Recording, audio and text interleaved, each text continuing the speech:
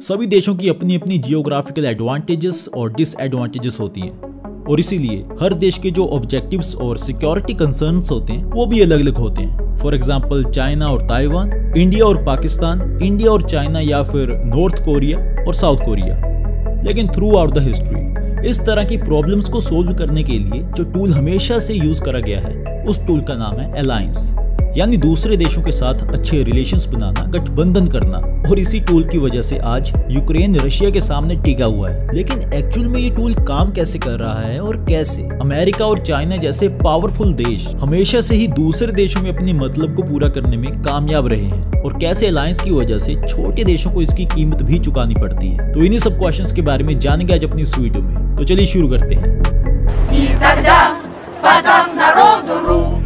The iron fist of central control.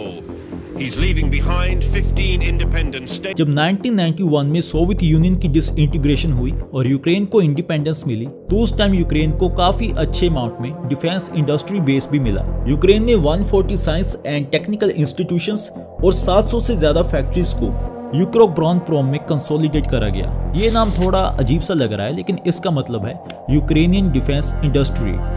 Ukraine ने अपनी military industrial capacity को increase करने के लिए लगातार काफी ज्यादा काम करना शुरू करा और 2014 तक आते आते शायद इनको ऐसा लग रहा था कि इनकी मिलिट्री काफी ज्यादा स्ट्रांग हो चुकी है। लेकिन तभी जब 2014 में रशिया ने क्राइमिया को इन्वेड करा और उस पूरे एरिया पर कंट्रोल कर लिया तो उस टाइम यूक्रेन को अपनी मिलिट्री स्ट्रेंथ का साफ साफ आइडिया मिल गया, क्योंकि यूक्रेन क्राइमिया को बचाने में बहुत बुरी तरह से फेल हो चुका था। और फिर यहीं से यूक्रेन ने अपनी मिलिट्री ट्रांसफॉर्मेशन की शुरुआत करी, बहुत सारे ऑर्गेनाइजेशनल रिफॉर्म्स करे और डिफेंस में काफी ज्यादा इन्वेस्ट करा।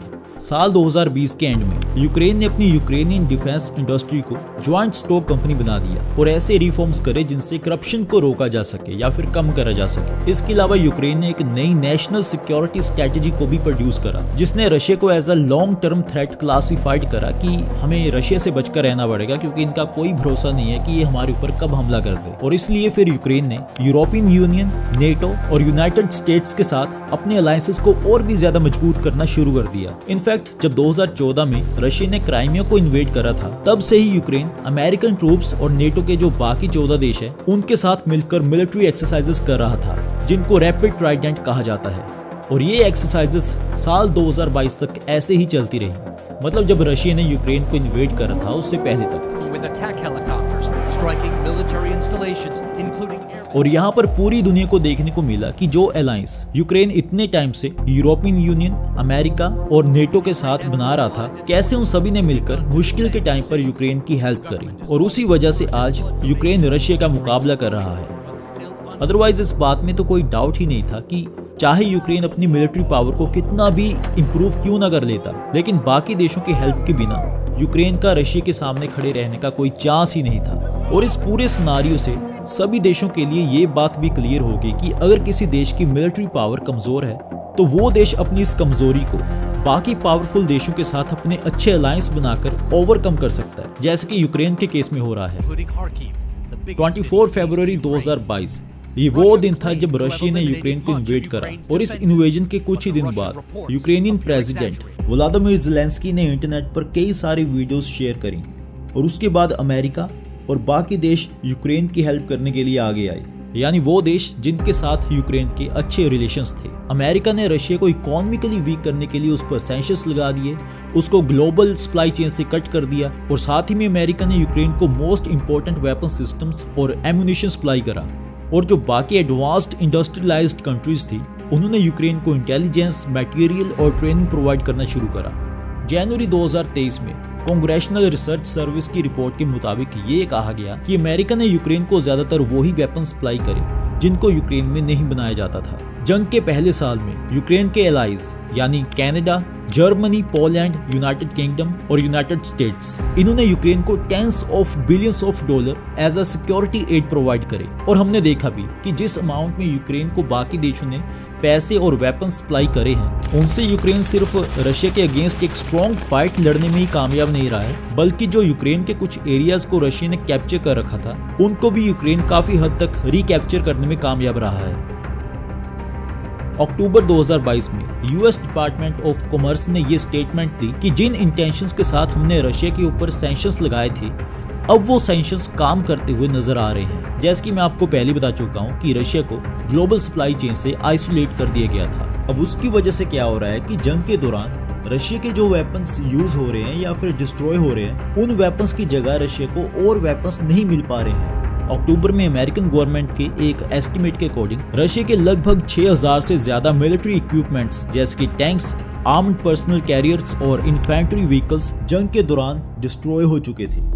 उरलगॉन्ज़ोवोड ये रशिया की मेजर टैंक प्रोड्यूसिंग कंपनी है, लेकिन अब इस कंपनी को भी टैंक बनाने के लिए काफी ज्यादा स्ट्रगल करना पड़ रहा है, क्योंकि सैंक्शंस की वजह से इनके पास दूसरे देशों से आने वाले वो टेक्निकल पार्ट्स ही नहीं पहुंच पा रहे हैं जिनको टैंक्स बनाने के लिए यूज करा जाता है। इसके अलावा रशिया में हाइपरसोनिक बैलिस्टिक मिसाइल्स और next generation early warning aircraft systems की प्रोडक्शन ऑलमोस्ट रुक चुकी है, क्योंकि इनके पास वो सेमीकंडक्टर नहीं है जो इन मिसाइल्स और सिस्टम्स में यूज करे जाते हैं। आज के दिन रशिया और यूक्रेन वॉर की सिचुएशन कुछ इस तरह की हो चुकी है कि दोनों देशों के लिए हथियारों की शॉर्टेज की प्रॉब्लम कभी भी अराइज हो सकती है। रशिया अपने सोल्जर्स को जंग में लड़ने के लिए हथियारों को डायरेक्टली फैक्ट्री से उन तक पहुंचा रहा है, और दूसरी तरफ यूक्रेन की हेल्प करने के लिए तो बाकी देश पहले ही खड़े हुए हैं। तो दोस्तों, इस पूरी कहानी को सुनाने का मेरा मतलब ये था कि आपको अलायंसेस की इंपॉर्टेंस का पता चल सके। लेकिन अब यहाँ पर एक क्वेश्चन अराइज हो रहा है कि यूक्रेन के जिन देशों के साथ अच्छे अलायंस थे, उन्होंने तो यूक्रेन की हेल्प करने के लिए कोई कमी नहीं छोड़ी, लेकिन इस बीच जिन देशों के साथ रशिया के अच्छे रिलेशंस थे, वो देश कहाँ चले गए? अब ऐसा नहीं है कि अगर यूक्रेन की हेल्प करने के लिए अमेरिका, नेटो या फिर यूरोपियन यूनियन उनके साथ है तो रशिया की हेल्प किसी ने भी नहीं करी। जिन देशों के साथ रशिया के अच्छे रिलेशंस थे, उन देशों से जितना हो सकता था उन्होंने हेल्प करी है, या तो लीगल तरीके से या फिर इलीगल तरीके से। जैसे कि कुछ ही महीने पहले वेस्टर्न इंटेलिजेंस के ऑफिशियल्स ने ये कहा कि ईरान और नॉर्थ कोरिया ने रशिया को वेपन सिस्टम सप्लाई करे हैं, पर इन दोनों देशों ने इस बात को मानने से साफ इनकार कर दिया। पर बाद में ईरान का झूठ पकड़ा गया, क्योंकि यूक्रेन में जंग के दौरान ईरान के बनाए हुए ड्रोन्स का मलबा वहां पर पाया गया।